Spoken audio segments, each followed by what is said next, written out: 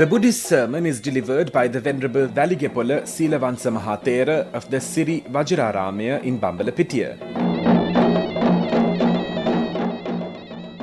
Namo tassa bhagavato arahato samma sambuddhassa.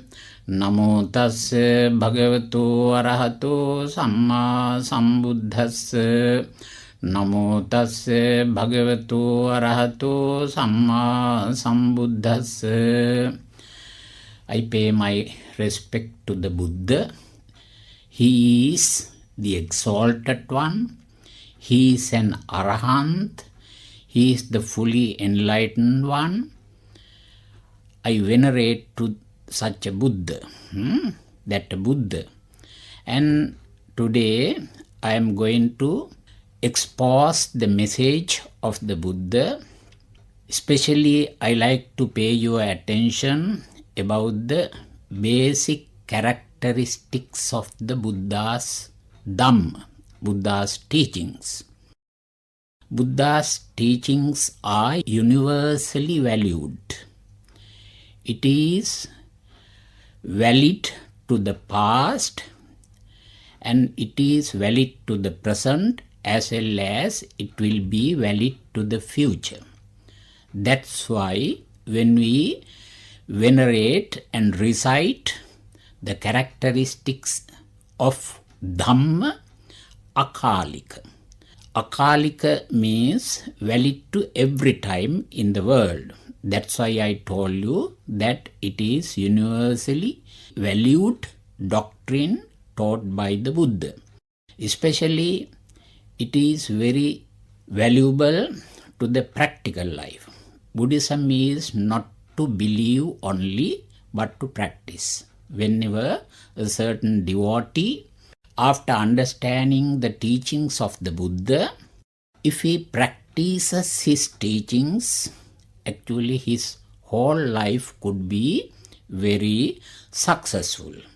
So therefore, Buddhism is for the success of the present life, especially, although it has taught about how to get rid of or release from the worldly contingencies, which means worldly life.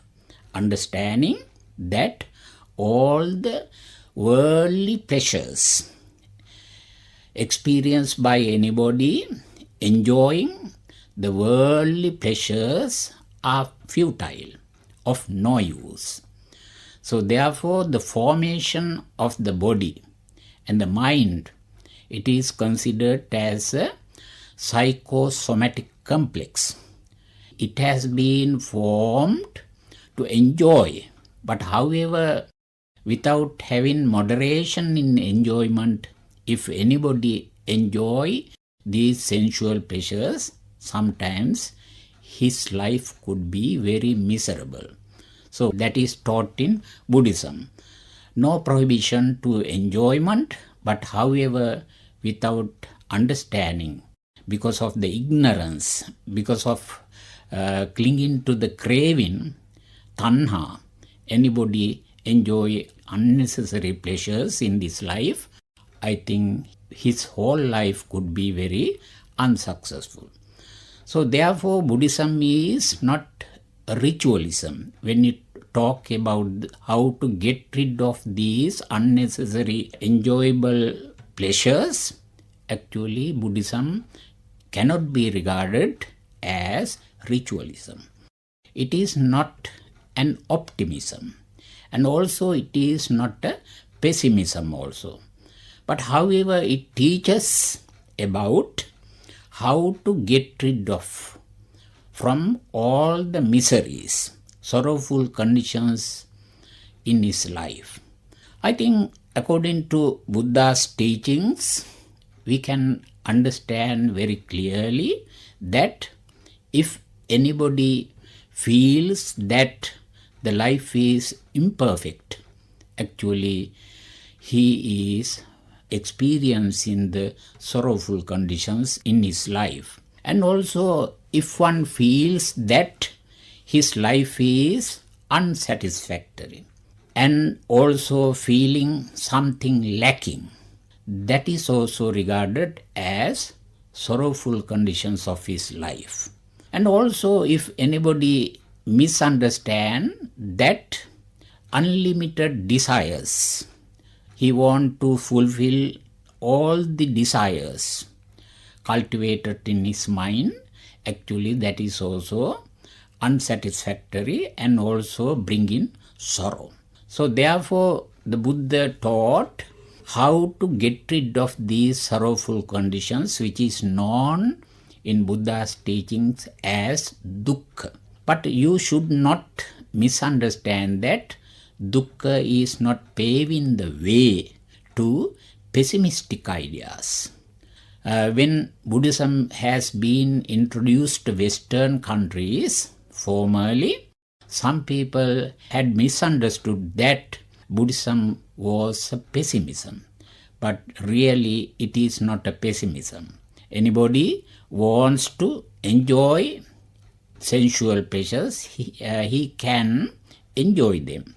But however, there must be a moderation, which is known as Sila or morality. So therefore, not only teaching about the sorrow, but also the Buddha taught the necessity of getting rid of sorrow, and he has paved the path leading to getting rid of sorrowful conditions in his life.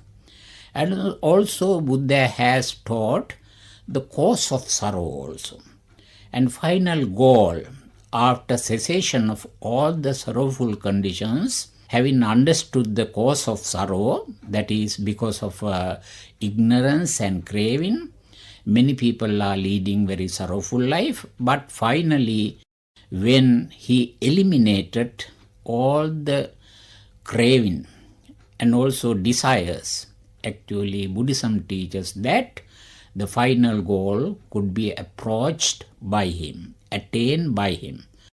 So today, if anybody understands these common characteristics in his life, anicca, dukkha and anatta, impermanence of life, sorrowfulness of life, and also soullessness of life. Now I like to translate the soullessness as insubstantiality.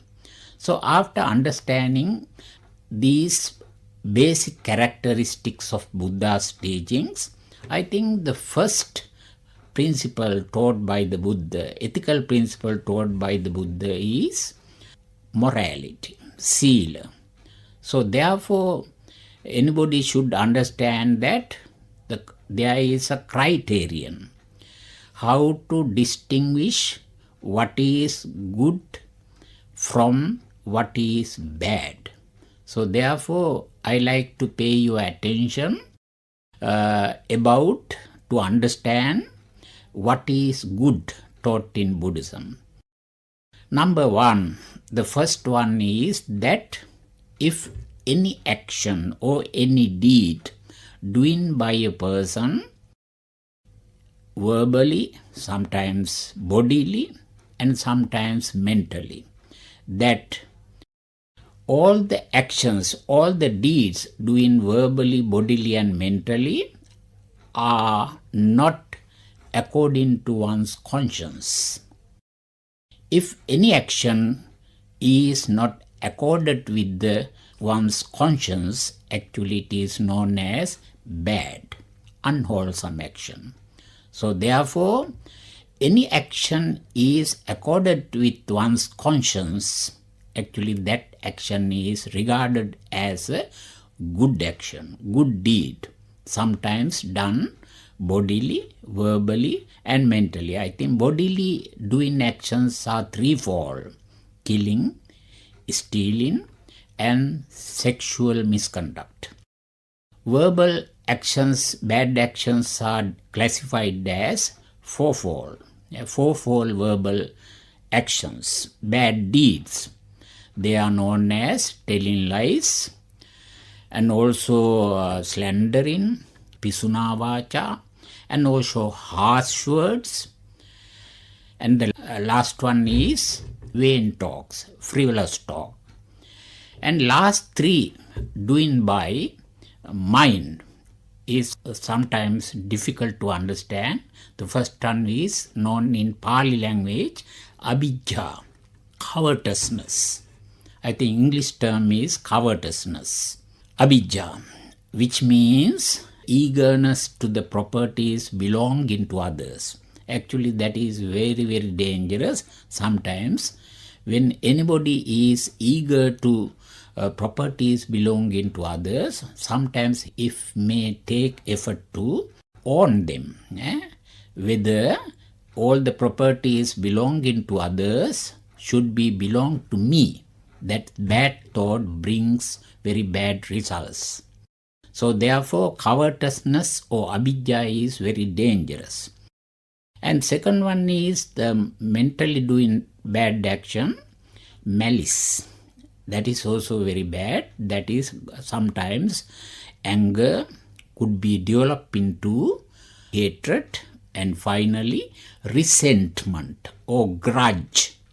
And many unwholesome thoughts could be erupted out of mentally bad actions. And last one is very, very dangerous. That is known as michchaditti, having cultivated heretical ideas, wrong views.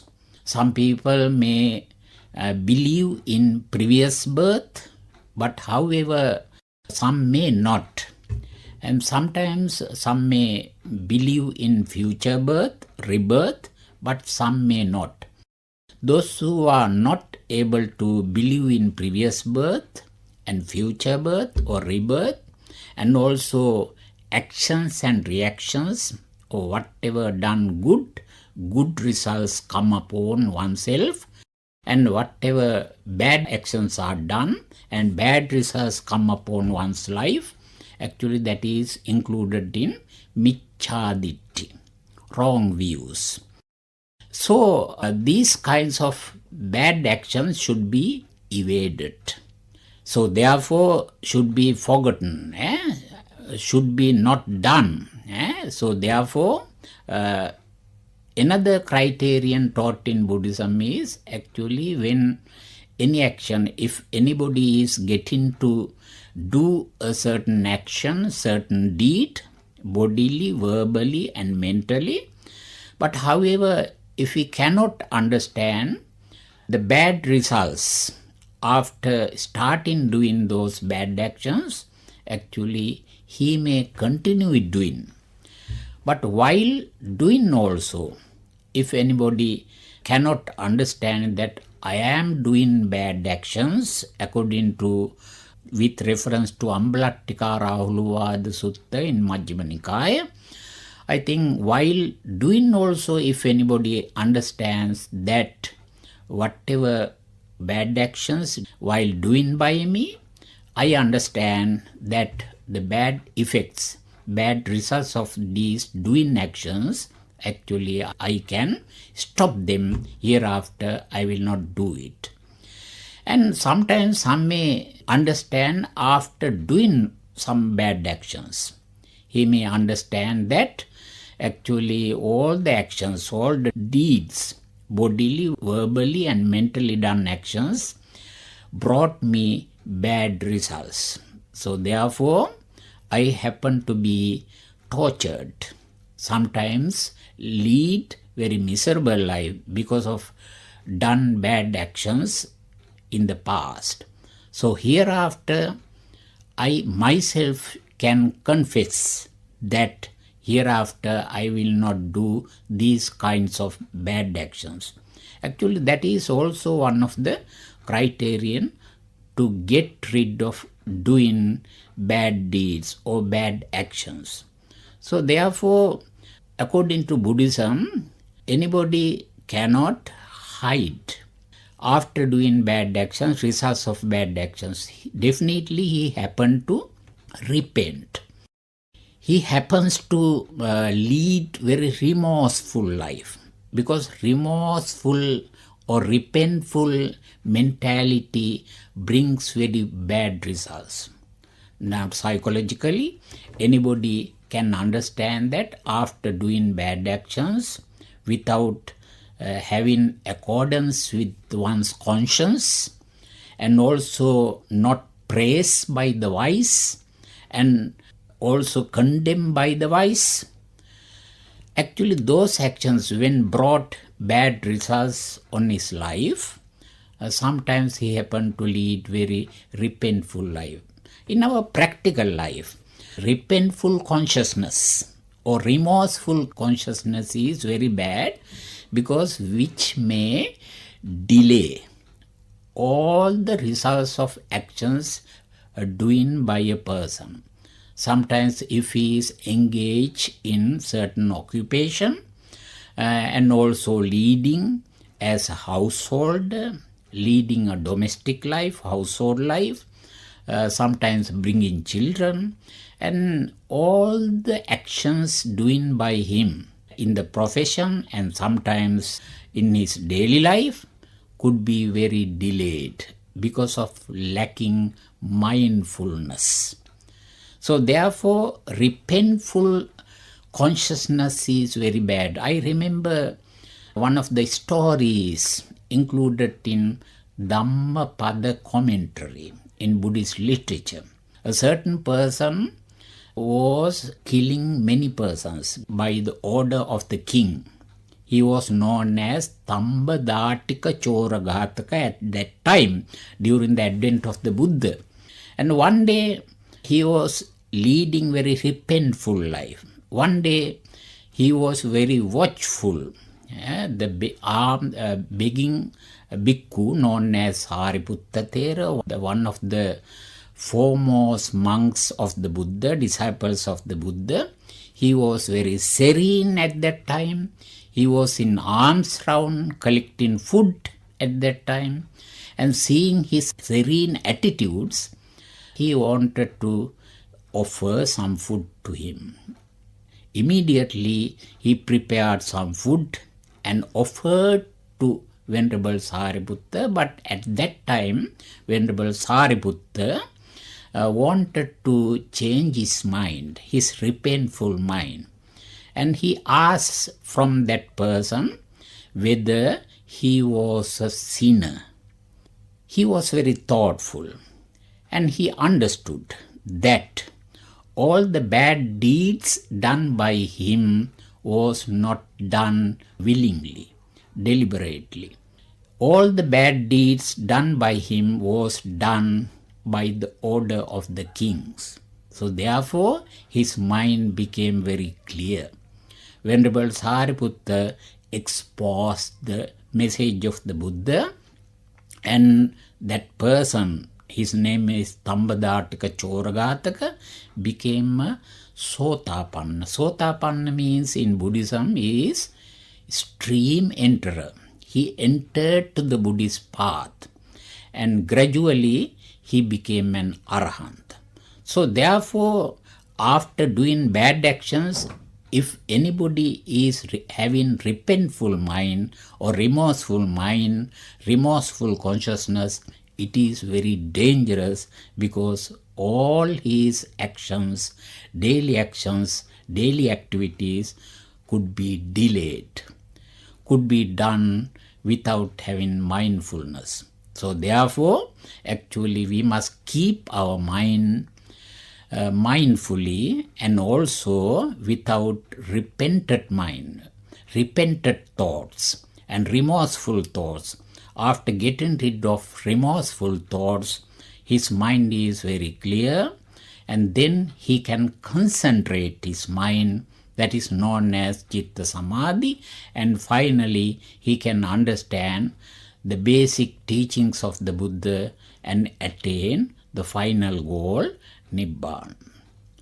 Yes, Sukhi Digayiko Bhava. May you live long in peace and happiness. Thank you very much.